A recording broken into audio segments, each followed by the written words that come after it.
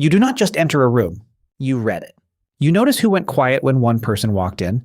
You notice the half-second delay before a friend says, "I'm fine." You notice the tone in a Slack message, the pause in a Zoom meeting, the tiny shift in someone's face when they feel left out. And then hours later, your mind is still there, turning the moment over, asking what it meant.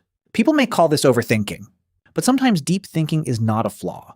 Sometimes it is a highly trained attention system trying to protect you, understand the world, and make meaning out of details other people pass by. The problem is not that you think deeply. The problem is that no one taught you when to stop carrying what you noticed. Deep thinkers often look calm from the outside. They may be quiet in the meeting, polite at dinner, helpful in the group chat, and easy to underestimate. But inside their mind is constantly building maps. Who is safe? What changed? Why did that hurt? What did that look mean? What pattern am I seeing that nobody else seems to see? This kind of mind is not shallow. It does not take life at face value. It wants context. It wants emotional truth. It wants the hidden layer underneath the obvious one. That can be a gift. It can make you thoughtful, perceptive, creative, careful with people's feelings, and surprisingly good at noticing small risks before they become big ones. But the same gift can become exhausting when every signal feels like a responsibility. Psychology makes an important distinction here. Reflection can help you understand yourself. Rumination is different. Rumination is when the mind keeps circling distress, replaying a problem without moving toward repair, action, or release. In other words, deep thinking asks, what can I learn from this? Rumination asks, what if I am never safe from this? And many people who think deeply slide between the two without realizing it. At first, they are trying to understand. Then they are trying to prevent pain. Then they are trying to control every possible outcome by thinking harder. That is where the mind becomes tired. One reason deep thinkers notice so much is that their attention is sensitive to subtle cues. Some people are naturally more responsive to emotional, social, or sensory detail. Research on sensory processing sensitivity describes a trait where people may process information more deeply, notice nuance, and become more easily overstimulated by intense environments. This is not a diagnosis.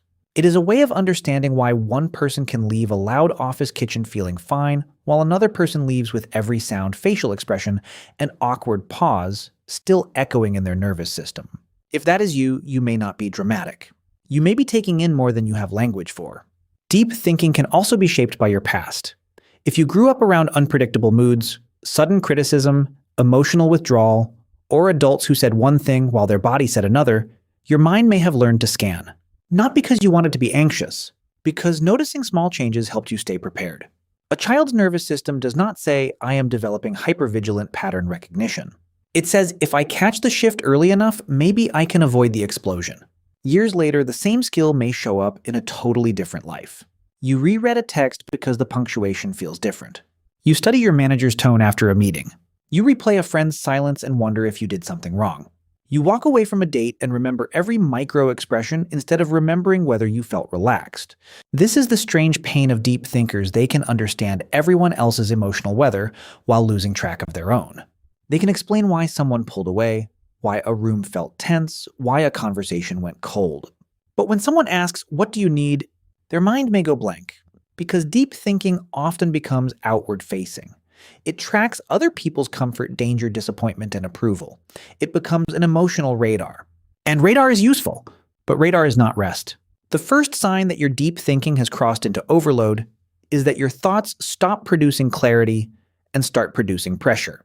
You are not discovering anything new. You are just replaying the same scene with a slightly different accusation. Maybe I sounded needy. Maybe they hate me. Maybe I ruined it. Maybe I should have said less. Maybe I should have said more.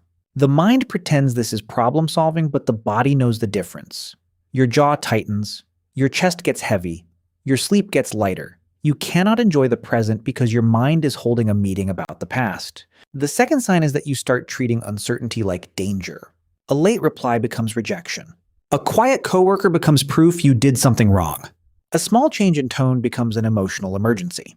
Deep thinkers often hate vague situations because vague situations leave too much room for interpretation. And when your mind is talented at interpretation, ambiguity can feel like an open door to every possible threat. The third sign is that you confuse insight with responsibility. You notice someone is hurting, so you feel responsible for fixing it. You sense tension in a room, so you feel responsible for softening it. You understand why someone acted badly, so you feel responsible for forgiving them before you are ready. This is where sensitivity can become self-abandonment. Being able to understand a person does not mean you have to absorb their behavior. Being able to explain a wound does not mean you must volunteer to bleed around it. Your depth is not a contract that says you must carry every emotional complexity in the room. So what helps? Not becoming less deep. That is not the goal. The goal is to give your depth a boundary. One gentle practice is to ask, is this reflection or is this rumination? Reflection usually brings a little more honesty, compassion, or direction. Rumination usually brings more fear, shame, or urgency. Reflection says, this hurt and I can learn from it. Rumination says, this hurt and I need to replay it until I find a version where I am completely protected. That version may never come, because life does not give perfect emotional certainty. Another practice is to move from analysis to action. If there is a repair to make, make it. If there is a boundary to set, set it. If there is a question to ask, ask it calmly. If there is nothing useful to do, then the task is not more thinking. The task is release. Deep thinkers often need rituals of completion. Write the thought down. Name the feeling. Choose one next step. Then close the loop with your body walk, stretch, breathe, shower, sleep. Touch something real in the room. The body needs evidence that the mental alarm is allowed to stand down. You can also practice separating perception from conclusion. Perception, they replied later than usual. Conclusion, they are disappointed in me. Perception, the room got quiet. Conclusion, I caused it. Perception is information. Conclusion is interpretation. Deep thinkers are often brilliant at interpretation, but even brilliant interpretation can be wrong when fear is steering it. This does not mean you should distrust yourself. It means you should give your insight a second companion, patience. Let the first signal arrive. Then, wait for more evidence. Let your nervous system settle before you turn one detail into a whole story. There is a softer life available to people who think deeply, not a life where you become careless, not a life where you stop noticing, a life where noticing does not automatically become carrying. You can be perceptive without being responsible for everyone's mood. You can be sensitive without apologizing for your sensitivity. You can be thoughtful without making your mind a courtroom. You can understand people and still protect yourself from them. The world needs people who notice what is underneath the surface. It needs people who pause before they judge, who listen for the quiet part, who see the person behind the performance. But you also need a life that does not punish you for having depth. So the next time your mind replays a small moment for the 10th time, pause gently. Ask yourself, is this thought bringing me wisdom, or is it asking me to suffer twice? If it is wisdom, receive it. If it is suffering, you are allowed to put it down. You are not broken because you think deeply. Your mind learned to notice. Now it is learning to rest.